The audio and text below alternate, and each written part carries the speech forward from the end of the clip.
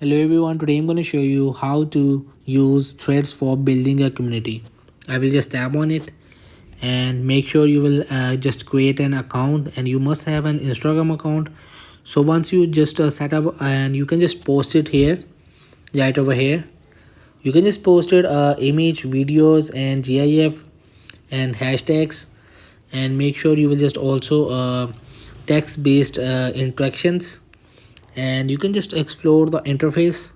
You can just discover your content, and if you want to build your community, so you will just engage actively, and you will just participate in discussions by replying like this someone's posted thread, and I will just reply it that it says that sometimes you have to accept the situation, and says it's okay, it happens, it's live.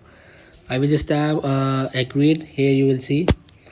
So this will makes you increase your visibility and encourages other to follow you. So this is, you can just apply the strategy of regular post. You can just regular post keep your audience engaged and attracts new followers, and utilize a mix of content types, text updates, images, videos and polls to maintain interest.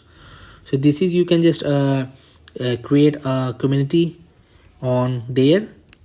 So that's it. Hope this video helped you. Please don't forget to like and subscribe and get notified for more videos.